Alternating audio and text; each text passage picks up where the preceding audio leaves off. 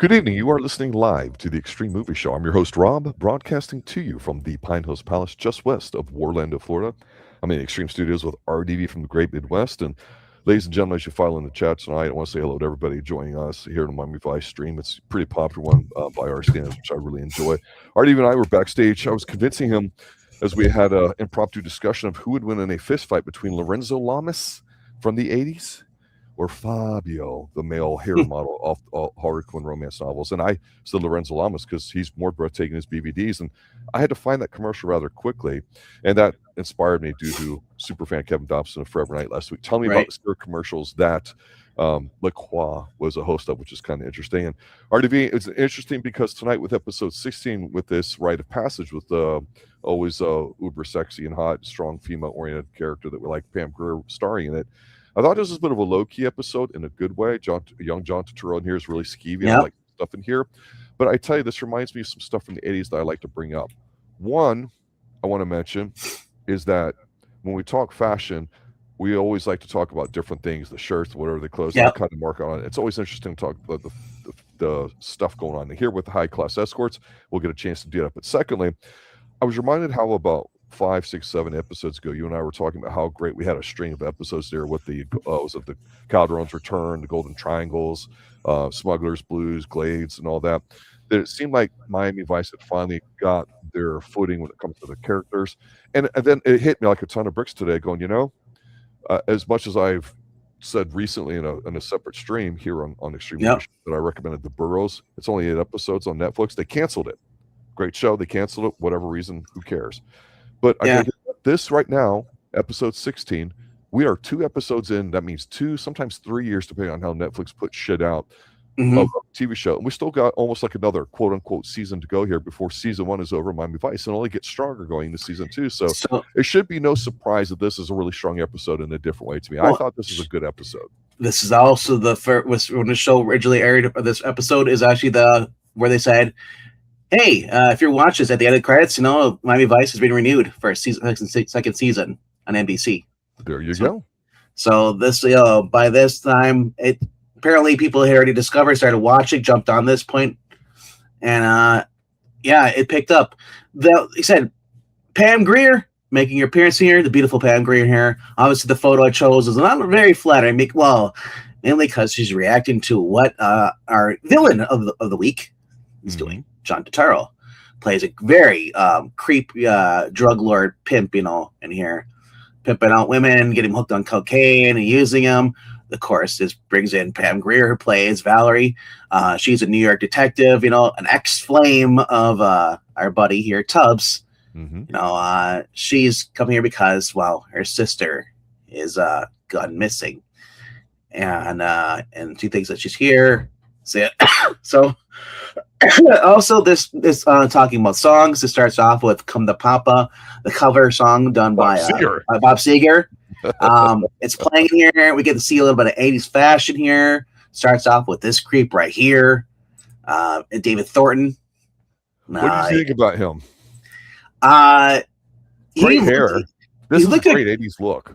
He looked like Rico Arcasia, I guess, the guy from the Cars at first.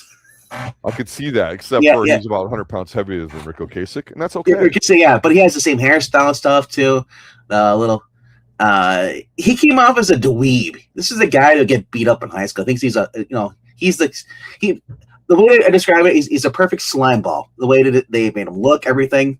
He's John Turturro's kind of like protege, whatever. Guy who gets some girls. He's the one who pulls the girls.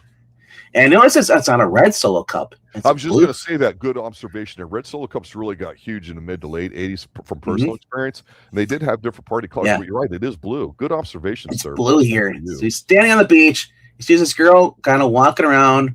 There's normal 80s fashion stuff. She's out of place. Everyone's in beach attire. You got a guy pushed up her in a Speedo, orange Speedo, and she turns him down and stuff. They start. He introduced her. He's like, "Wow!" It's like, do you have a license? And it's like, "What?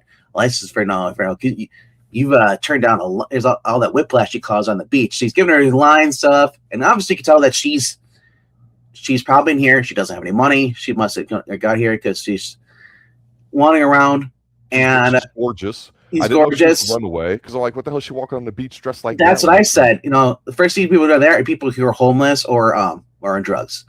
Yeah. And so he takes her out to dinner, and he's giving her all this fancy food. She's all Oysters on half shell. He's yeah, feeding her. She's buying it. She look, but here's the thing about her look. I will say this about this actress in this role. She didn't blow me away like it's Pam Grier, but to play a woman 18, 19-ish, 20-ish, yeah, who still looks pretty, which means like innocent, as yep, opposed to hot and sexy. There's a difference, right? This girl toes that line really, really good. And I think it's tremendous because he's got the Moët Chandon right there behind there, wrapped up and all that. This is easily a several $100 meal at some swanky place there. And that actually looks like really linen at the time. I mean, she's not a stranger to this. She's allowing it to happen. So she's letting the dance occur. And this guy's smart enough knowing how to treat women that he's going at her pace. That's one thing that stood out right, immediately about her. So she's deceptively, you look at her, you think she's innocent, but she's not. yeah.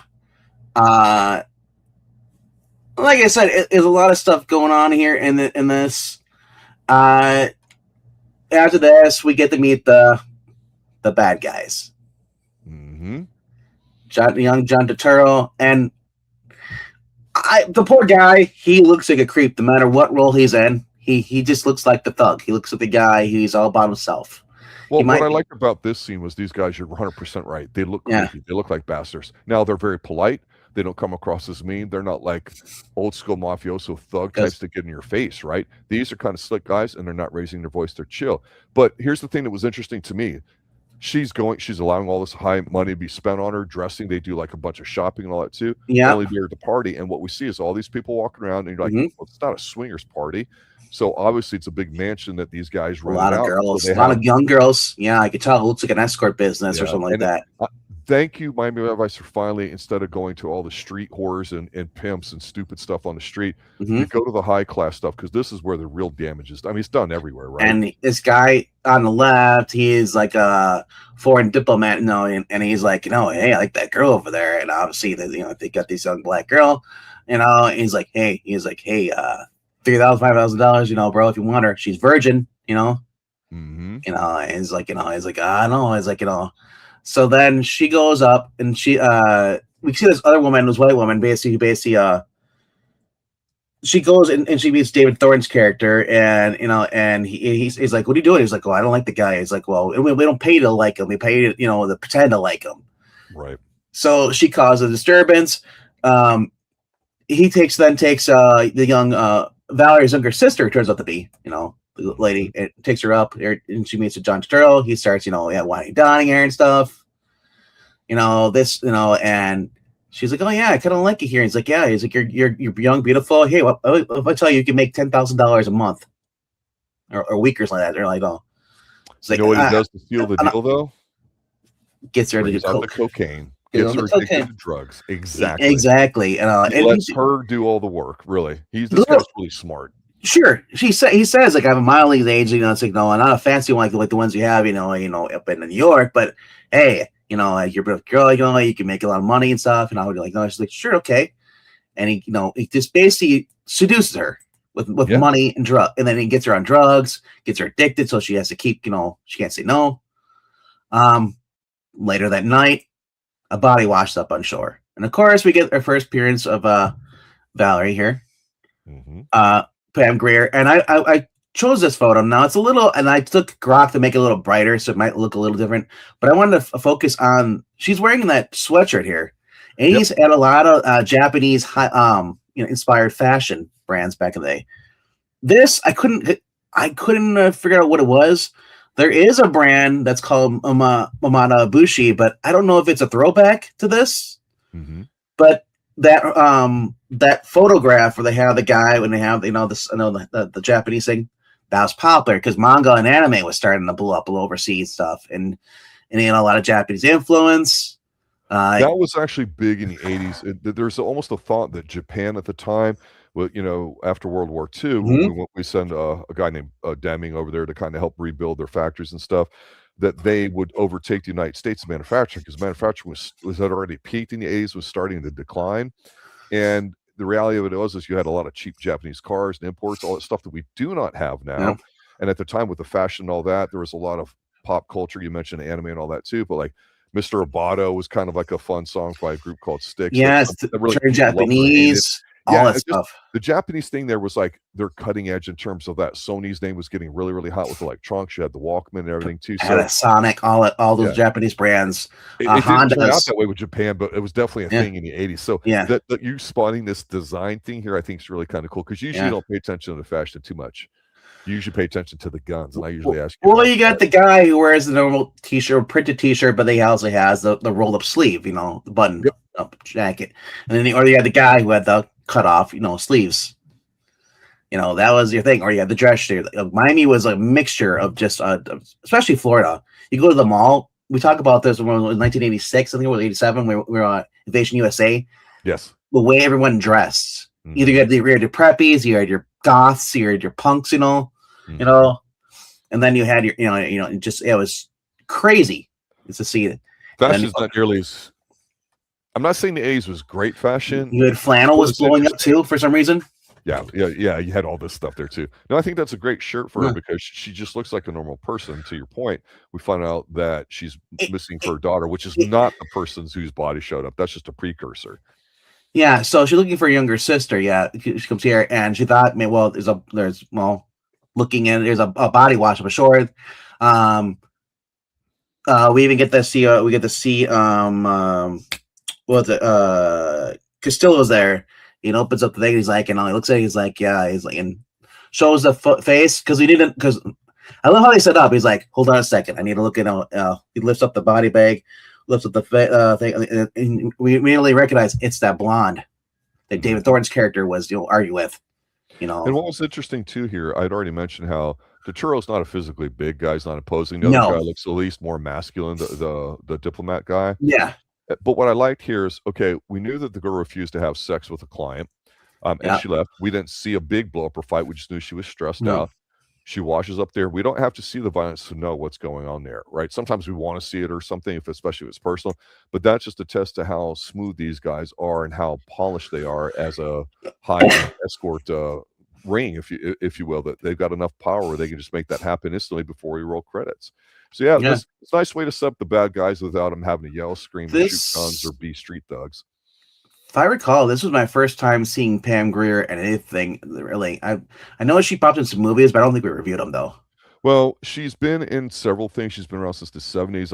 When we did Blackula and some other 70s blaxploitation type films, we haven't done a lot of them. I've always said we got to do her in some stuff like Coffee and a few others as well because she's one of those first ones that we think of like strong female character. Foxy Cleopatra, wasn't it like that? Brown. She played Foxy Brown. That's what it was. Yeah. Yeah. So this is I watched this last year, and said that was my first introduction to her. I know, and as far as watching her in anything. So this is so then we get to the next morning. I just love this. I had to grab this still.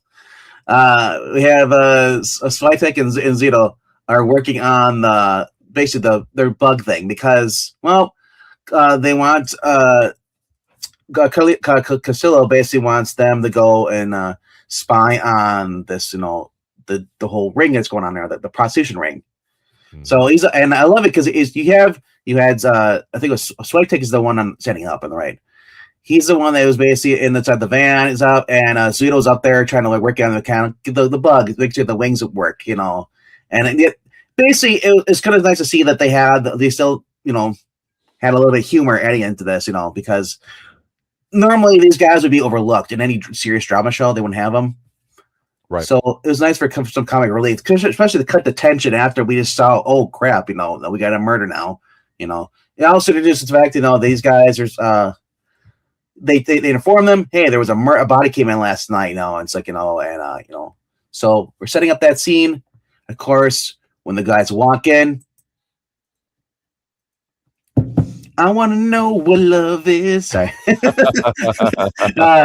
Foreigner was so huge in the 80s. Yes. My God, you could not escape them. Man. Well, yeah, I've been waiting for a girl like you. That was also in Footloose, So this is Valerie. I think her last name was Cooper in this, was it? I can't remember. No, Valerie Gordon. Sorry, not Valerie Cooper. That's something else. Valerie Gordon. And she's the ex of, Tubbs, and they kind of like had a rocky kind of like breakup. He sees her right away. They see each other, and instantly, so damn smooth. yeah. And she's kind of like, oh shit, as he's hugging me, and she's like, doesn't want to really get back together. They have this little moment. They start talking, and she explains why she's here and stuff. I tell you, the more I watch this show, and I remember thinking at the time, but it's more than a generation ago as a teenager in the 80s watching it and doing a second rewatch with you. I know it's kind of a first time. Yeah. You're a couple of seasons into it, which is great. But for me, I'm going, I really like his portrayal of this other guy, rather because he's not the lead, but he is a lead. But Don Johnson's the lead, let's be honest, right? Yeah. So I really just like the fact that they seem like equals, and he's like the opposite of Sonny. Sonny's like this redneck football player, kind of like beach bum, and he's like a sophisticated guy and all that too. And I really like the thought of how they put to it because, like I've said before, in the 70s, we started getting more like cop shows and buddy shows and stuff like that, and the way this is too, for sure. So I just really like how he's like the ladies' man. Not that Crockett doesn't get the ladies. No. He's just slick and smooth. So when the situation calls for it, I go, what would Tubbs do? You know what I mean? And so here he's like, how lucky is this? Why didn't you call me? She's like, oh, it's been 6 months and I just got to find her. And she went away and I money and I got some stuff down here. It's like, well, we'll find her, So you can tell he's, already thinking with this. Sure. So it's good. He's just so good when he deals with the ladies. He's so slick. And I feel like he's improvising all the time. That's the thing about it. How many men and teenage boys were jealous of Philip Michael Thomas hanging out with Pam Grier at this time, man? Even get So after this and catching up and all, they managed to manage. Well, this is right. No, this is right after this. No, they kind of shortly after this. Well, they go to the house. Yeah. And they pose. They will then to the diplomat's place. And they fingered him for information. They forced them to set him up saying, hey, so you got some high rollers. Then they go back to the mansion and he hands them an envelope with probably $10,000 in or whatever like that. And so they locate her. So you're saying I was supposed to put this one first? Yes. Okay. Because at this point, he's got her addicted and he's saying stuff. But the thing I liked about her in this scene, like I've said, she looks physically, her face, she's got a baby face, right? She's innocent, but she's enjoying the money, the time, and attention, and now she's all doped up. And we actually don't technically know that they've had sexual relations. It seems like he's like trying to like keep her in there, and she's getting all high or that. She's like, "You got something for me?" And he's teasing her with the cookie. She's like, "I don't need you," and he's like basically saying. He doesn't say bitch, but he's basically like, oh, you don't need me? I don't need you either, and he kind of lets it go. So it's a power play here. She's feeling full of herself and all that too. And she realizes, wow, this guy's a man. I can't, whatever. But she is so addicted to the lifestyle and the scene that when, they show up to break her out, she's high as a kite. And Tubbs, you know how smooth he is. He's like, do you remember me? I know your sister. I'm taking you out here. I got a van out there. We're gonna leave. And then he basically just carries her out there while she's like, no, I don't want to go and all that too. She's high as a kite. So her sister like basically gets her to rehab. That's what the next scene is there too. But I was shocked because I thought something was going to go down here, and they managed to get him out, and that's it. It's like okay, that's it. So she basically gives her the big sis talk here about all that. She's like, no, I like it here. I don't want to go. This is pretty interesting too, because it didn't go, I think, in a direction we normally used to seeing here. This is more about family dynamic. So then after this, basically they go and she goes and she meets up with Tubbs. And then we get the Foreigner song. And they're pretty much making love together. And while this is going on, I don't know what love is, what love is playing. We get a phone call. Because her younger sister, it basically called John Turturro saying, I need to go. I need to leave, go to New York for a while, clear my head up, get things straight and stuff, So he ends up setting over, what's his name over there,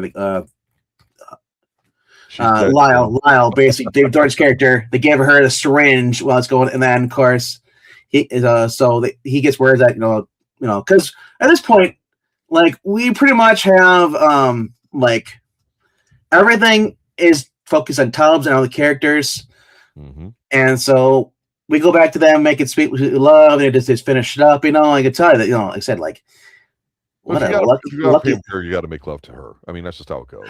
I mean, what a lucky son of a bitch. You know. One thing about this scene that's really good is, like I mentioned before, we don't really see the first girl getting killed. We just know she is. Yeah. And we just see him seducing her, introducing to her lifestyle. So it's not him per se she's interested in. No. He's just the gatekeeper to the lifestyle that a lot of young people get enamored when with. you're young, right? you want to have money, you want to have a good time and stuff. And this guy gives all a good time. So she's doing it, and she's mad that her older sister was always controlling her. You know, she was like a hovering, like a helicopter parent. You know, I think the best scene though in this whole episode is right before she gets killed, when she calls up John Turturro, and she's like, I just wanted to let you know, I think I'm going to go back home. Yeah, like, that's just how. Yep. And she goes, well, I'm just thinking about things. Just wanted to let you know I had a really nice time and all that. She sounds kind of conflicted, and he doesn't force her. He doesn't manipulate her. He's so good in here. He's like, I understand, and if you want to go back home to Brooklyn, I think you should. She's like, really? Like she can't believe she would let him go, right? That's why he's and he says, I do want to see you before you go, and you can't blame me if I wanted to try to change your mind, like real jokingly and all that. Yeah. So when he gets the address, he just hands it to a guy and says, take care of it. Boom, done. You're like, oh man, this guy's a bastard. He's good. Yep. We get Lyle. Really good. Yeah, we get Lyle from the very beginning. The guy who sorted out shows up there with a syringe and then basically injects her while she's sleeping, and kills her. Of course, that is after this, Talbott gets a phone call. They show up. They got the guy in here again. He's like, diplomatic immunity, bitch. Yeah. And Tubbs like, been revoked. Wants to beat him up. And then, of course, this is the guy you must know. This is so bad, but this is how he gets. I like it. It makes me want to yell lines. So I love this because then we're reminded, like, we're halfway through the episode, almost like 3/4 of the episode, right around there, and then like realize, like, man, I hope I get to do something next episode because I haven't done anything this whole entire episode. Says pretty much Crockett, That's okay. He just sits there and looks good. Look at his hair, man. His hair is I know, right? I loved his hair. Like, I loved his hair in Michael Douglas and a few others, but that was just perfect hair back then. Well, you're right. That is the Michael Douglas hair. That is, the style of the 80s. Yeah. The Ken look. Yeah. The discoveries of Moose when you're 13, 14 years old going to high school. Yeah. Yeah. Then he goes in there. He goes undercover. He's going to go find more about the John Turturro character and stuff. What's crazy about this is that Nancy Valen makes a uncredited debut in this. Who is that for the audience? If you don't know who Nancy Valen is, she's all right. I believe she was a model at the time. She basically what did she say? She's basically she appears in here as a girl and then cover model or like adult model, like Playboy or Penthouse. Well, no, I think it was like regular model. Gotcha. Okay. So basically, this is a girl, a Florida girl, natural born Florida girl. She went to college, Broward, community college, in '85. Year after this, and they basically put her through school, and then she made her film debut in Porky's Revenge. I've probably seen. I know I've seen that. So yeah. I'm sorry that. Okay. And then she followed in Heavenly Kid. She was the love interest, the nerdy girl that he loves. Yeah, and then she jumped in with the Final Embrace, the Funky with Dean Stockwell, then the Wager, and her most recent movie appearances where it was Middleton Christmas stuff. But she basically went into Ryan's Hope, Saved by the Bell. She was Zach's love interest. Okay. Then she went on The Young Riders. She was on Walker Texas Rangers. Then she was on Friends. You mentioned modeling, right? And then after this, she was on 22 episodes of Baywatch. She was dating Mitch. Okay. I never watched Baywatch. Yeah. She was on Spin City, Playing with Fire in 2019. And Here in Central Florida in the 80s, there was a what we would call a finishing school, a modeling school called Lisa Maley, who's the lady that ran it. And that was pretty much the only one in town. Now there's some more and stuff like that. And Orlando was starting to do like film stuff and all that. And it was interesting because there was a lady that graduated, I think it was Florida State maybe, named Delta Burke, that was famous for being like in the Miss USA pageant or Miss Florida or whatever. She's like a homecoming queen and all that. And she was on a show later in the 80s and everything too. So we're starting to be a bit of a Central Florida connection when it comes to like beauty and talent and everything else there too. Obviously Miami was the center place for elite level fashion, everything, because they got everything from New York, all that New York and international money. But it was interesting to note that here too, because no matter where you're at, you got beautiful women, you got money. These things are going to go on for sure. But designing women at Delta Park, I can't remember, but that was an '80s thing. That was a Florida connection. I remember that. This is the scene where they go in there to do the extraction, and it actually went pretty easy. I was like, that seems like a little easy. That must not be the main thing of the story, getting her out. No, that's it, more on you. Yeah. Yeah. So here's the funny thing about this. Nancy Bell went on to marry Nels Van Patten. Do you know who that is?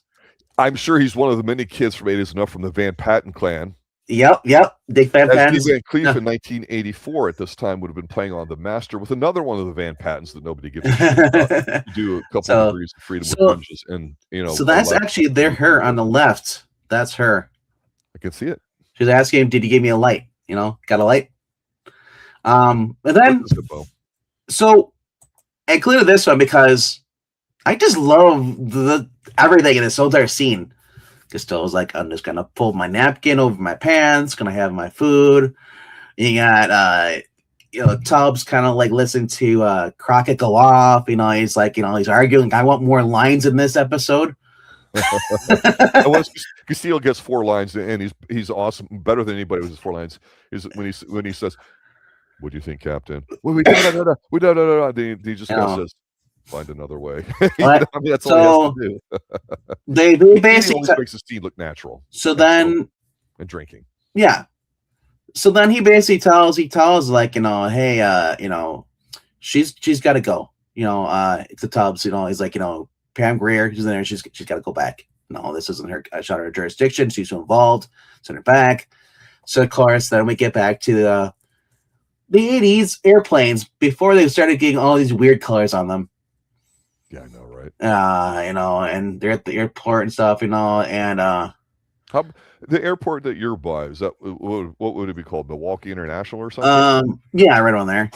Okay, so I don't know. Like, obviously TSA has changed everything. I can't stand it, but Orlando International, the one here that I'm by, we used to be able to go in there. I could literally pull up, just like in this shot right here, right up there, drop somebody off. You could walk right in, check in, like 30 minutes before flight. You were golden.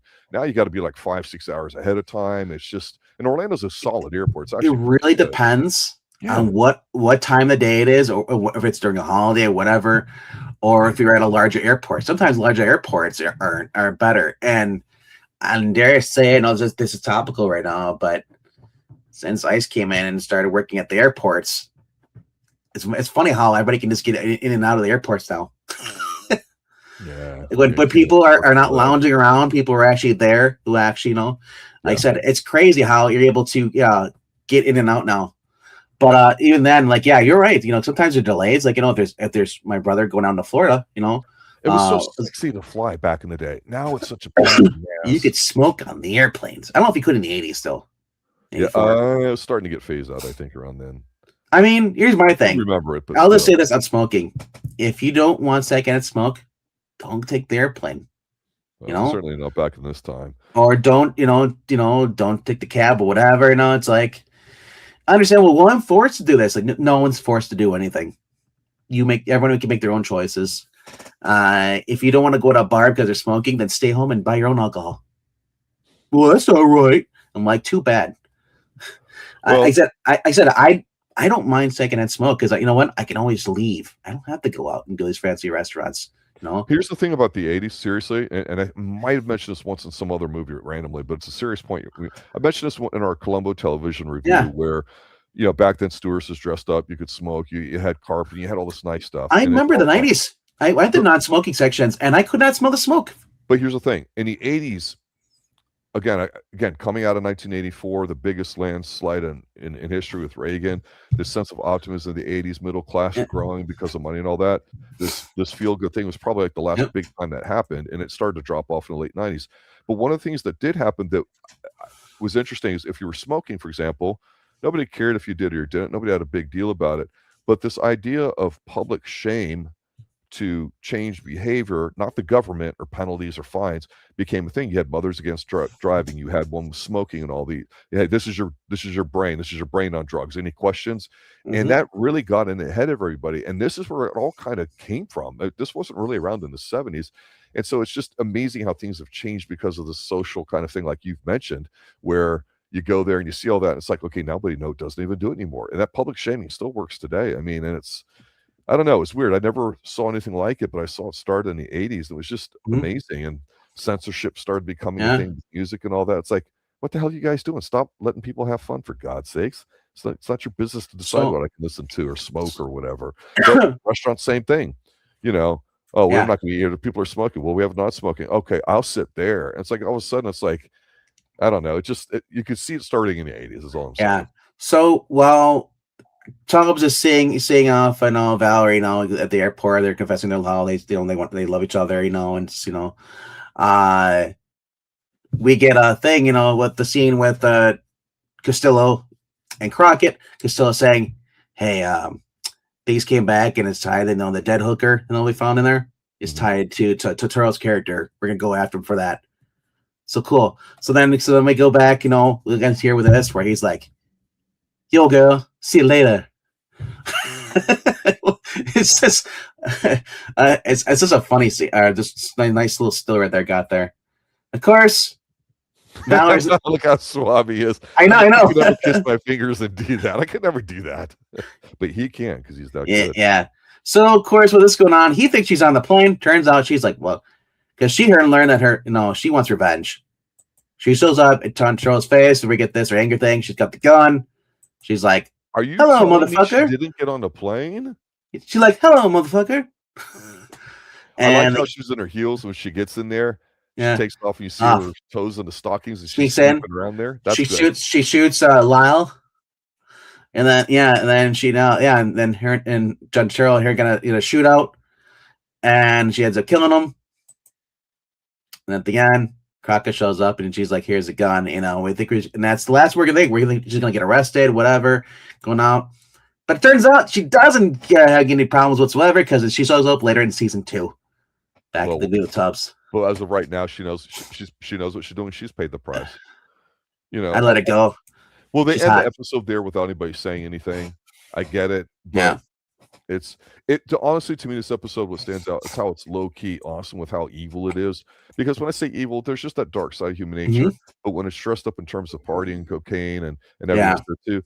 These guys weren't like, at a club throwing dollar bills and crate cash. No, I hear you. You know what? It was an upscale thing where everybody was polite to each other. They just hand an envelope to somebody. There's a certain class to this behavior that happens, because you can be flashing everything out on the streets and charge $20 for this or $50. And now whole inflation is a real thing since COVID, I imagine.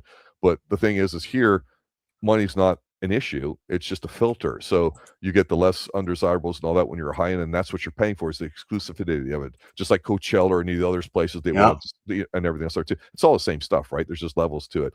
And I like it because we've not really got to see this side of Miami, right? We've seen more of the street stuff. We've seen a few things here and there. We've seen some really goofy, campy stuff and some more serious stuff with some of the background stuff. So now we get somebody from Tubbs' background. We get to see Crockett take a back seat. And this show, right, to me, and this, my opinion is this, it does not suffer when Crockett's not necessarily the main one, at least for now.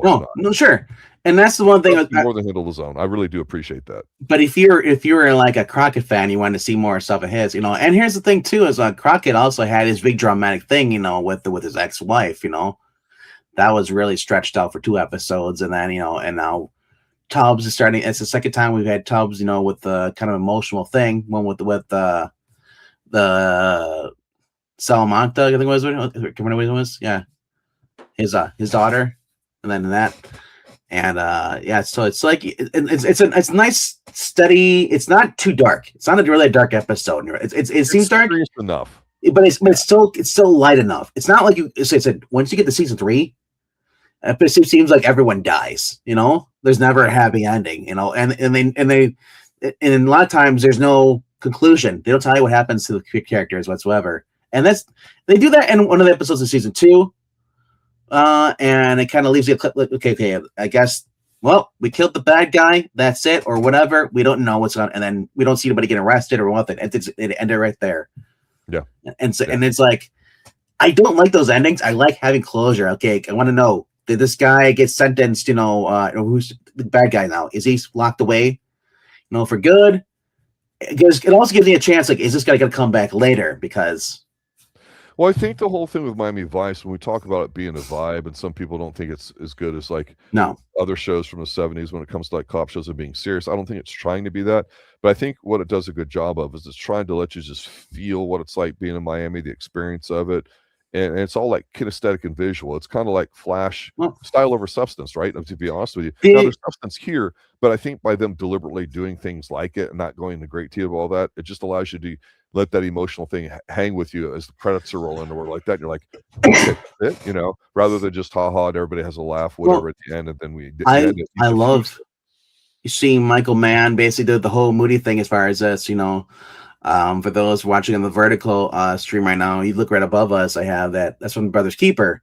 The drama, how they're so out of it. They're so like, there's no joy whatsoever in that photo. They're distraught and they're ready to get there, and they're just ready to go take out the bad guy.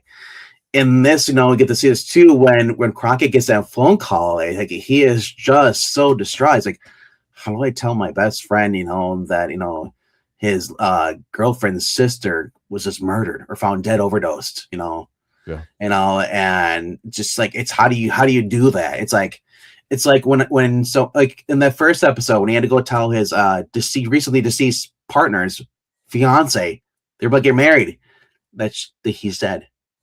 It's like, you're bringing up an interesting point here, because when Don Johnson's not the primary focus, like in this episode, he does something else in here that adds to it. And you're talking about it flashed in my mind. Yeah. At the end there, when they're there with Castillo, where they're eating the food and they get the call, and he just and Tubbs goes to run out and he goes to run after him, and then Tubbs is telling him what's going on. He kind of like pats him on the shoulder or like that, like, come on, buddy, let's go. He doesn't say anything, but subtle. But that's good acting, because it does emphasize, hey, I do feel for you, buddy. I'm here to help you out and support you because you're my partner, because loyalty is like a big thing. And he really prides himself on it, and they've proven it to each other. So, which is why we like their relationship. It's not a bromance where they're laughing and goofing, right? It's no Starsky Hutch kind of thing. This is a little more serious in that sense. And it's very visible from it. So that was an interesting thing that you brought up about that, I thought. Well, everything time you see him in here, you're like, he'll go here, he gets the phone call, and then later on, he's like, yeah. Don't worry, I got it. You're fine, Yep. He's like a big brother to lean on, It's like, in case he's been through this before too. But you can feel the trust that they've had. We know the ladies have been through some stuff. Now, if we're not reminded of it, we can forget that one's been raped already. One almost got blown up, right? Right. But that being said, everybody's for the most part going through something, except for Switek and Zito. At least at this point. Like I said, it's such a very serious episode. Kind of this Switek and Zito were the much needed kind of relief in this. And having that allows you to kind of ramp down after something, so you can kind of gather your energy and then get brought up again to get dropped down again. Especially when you're depressed, because it is depressing. You find out like hey, we see that she get murdered, and stuff, and it's just seeing the rage behind Pangrea's eyes as she wants to take out the Turtle. She doesn't care. She knows he's a cop, but she's like, that's out the window. This guy murdered my baby sister. I had him murdered. He's a piece of shit. He deserves, go down no matter what. It's unforgivable sin. And it's. I said I liked it when you see that when the cop has to just basically either they're going to cross the line or they're about to cross the line, and you have the other cop who's like, he knows to stay out of it, but also wants to remind him, hey, don't do this. It's not worth it. Yeah.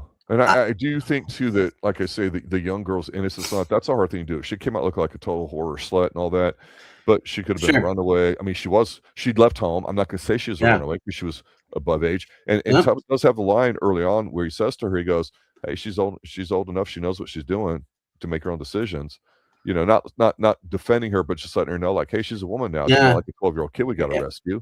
I'll help you. You could have called me. You didn't. So, that's people want to go, oh, she's being taken advantage of. She's being fed cocaine by some creeper guy and all that. It's like, you mess with the bull, you get the horns. And that's a lesson So, we don't and ever see you, anymore in television. especially when Valerie tells the story about her younger sister, saying that how she took care of Diane when she's 8 years old, after she got out of school, she couldn't find any work. And then so her and her friends decided to go on a road trip. They went as far as Chicago before Diane called her sister for money. And a few weeks later, your friends returned to Brooklyn without her, and Diane went over a walk, and said she never came back, which began a 6-month search for her sister. Yeah. It's just, these are real stories. But not, there was a shooting here at the end, but it wasn't like a huge no, but I mean, as far as thing, it was kind of laid back, I think. There are runaways, and obviously, or just people who just want to get out of their life and they just make bad decisions after bad decision. Yes. They're tempted by this, and then it's so easy, especially when you are broke, you're hungry, and you're penniless, and you get this guy comes off, this guy's kind of charming, but you shouldn't do it, but you know what? You haven't eaten in a while. It's been a while, and you start doing this, and then it's like, hey, this is really nice stuff, and it comes with the price. I'm surprised there wasn't a forced rape scene in this, episode. Well, that's what makes it good, is that it really is seductive. And to your point, we did a few episodes ago. Remember the two guys that got kind of caught in doing a drug thing or whatever? Yeah. And then they're ready to send them home, and they're like, hey, you're too young to make a permanent bad decision. And they got lucky to go home, but then it gets shot out there at the end of the episode too. Kind of a similar thing. You can come down to Miami with us for a great thing. You can do a drug deal and do all that. Well, okay, you want to make that decision. You're going to play with the big boys. You're going to pay a price, and that's the beauty of it. This show's not afraid to show you that and the negative consequences it can have. To show you how skeevy these people are, because and John Turturro looked like the kind of guy who could be the guy who would his character in this. Yeah, it was great casting. He did a great job here. And I knew him from Bart and Fink and some other stuff. So he always, I think people know him as a quirky kind of guy character. But this is one of the first things he does that I remember. I don't know if it's his first, but when you get him in here, he does have a bit more range than just looking like a nerd. He really does. We also get Kramer in here a little later in the season. I think it's later this season or next season where he play Michael Richards. Yes, we do. Yeah, and it's just seeing these characters who are normally Kramer is a good, happy guy, Michael Richards, he's kind of kooky, crazy. And then you see him in this, it's like, whoa. It's like, yeah. And I love the fact that this show skirts with those kind of topics. It's how real this is. This could happen to you. It's like, this is almost a moral lesson to teach you at the end, without really being an after school days or whatever after school special. It tells you this is reality. There's also a big difference between, to your point, showing how something goes, letting you decide what to make of it at the ending, without morally beating you over the head you're watching something for one the girl on or like that, preaching to you, right? Yeah, no, seriously, that is a thing, and they don't do that, and I respect that. That's the sign of an adult show to you, is to leave you to your own devices as far as how you choose to say that. Maybe you have experience in that, or it's happened to you or something, or somebody, those kinds of things. That's why I do like the show a lot. It's a little deeper than what most people initially think, at least so far. Any other final thoughts or observations? Not much. I was asking, wasn't Michael Richards on Kramer on the Late Show Friday nights on ABC? I don't know about that. No, I don't know. He was I thought he was on a dating game, like a lot of people or something, or some game shows in the late 70s, early 80s. He was a UHF. I don't mean tic-tac-toe or any Weak Martindale stuff, but I mean those maybe Love American Style. I'm not sure, something like that. All right, though. But that's gonna be for tonight's episode, you guys. If you haven't checked out, this is free to watch all 5 seasons. We're just reviewing the first season right now. It's free on Tubi right now, so go there. Check those out. And Tuesday we're gonna check out that really hot U-Bull movie. Yes. The Vigilante. I think it's called Vigilante Justice. This Uwe Boll is the guy that from Germany makes really super low budget stuff off of video games. Far Cry, and then he had Alone in the Dark. They're horrible. They're like worse than Chiller or Sci-Fi and all that. But he's trolling people, I think, when he makes this film, and everybody hates him, and they don't make money, but it doesn't matter because he can get the financing due to weird laws and stuff. So I got no problem with what he's doing. So I'm interested in doing it because we've never done it in any of his films, at least not to this point. I thought we reviewed Blood Rain. That was a U-Bull film, wasn't it? I think so. I don't recall it, and if we did, it was Yeah, 6 or 7 years ago. yeah. But I gotta say though, this movie, Army Hammer, man, it was canceled a couple years ago over rumors, false allegations, canceled by Hollywood. From what I've seen of this movie and parts of it and trailer stuff, Army just kicks ass. And it's basically John Wick, going in and cleaning up the bad guys, instead of getting revenge because he killed his dog, and then he's getting revenge because of what they're doing to society, and starts taking out everyone. It's a law-abiding citizen with John Wick, but with maybe a good ending. Yeah, actually, exactly. With a law-abiding saying with a good ending, Yeah. And there's rumors that well, not rumors. My U-Ball's been on there. He's like, hey, let's get a sequel. And right now, as today, it's #1 rented movie on Amazon Prime right now. The reason why it's hot is because it has to do with the immigration stuff that's going on in the world. It's off. Well, just in general, as we talk about it, it is very anti-PC, politically correct. It is basically some would say it's a gun porn, for MAGA people. It's like nah. It's actually it's vigilante, like a Punisher going in and started cleaning up all the bad guys. Yep, that's basically what it is. It's Punisher. So I'm going to take a look for it. I've not watched it, so I'd be interested to cover that on Tuesday. But I'm excited. Eastern, we've got Forever Night.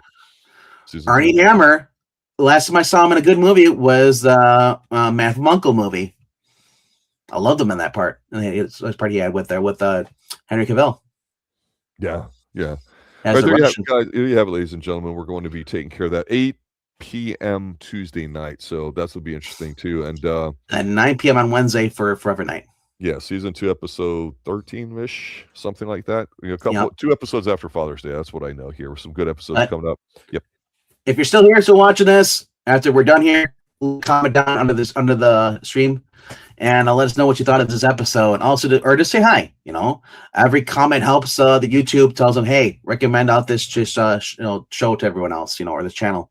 Thank you for sharing the links. Good night now. Later.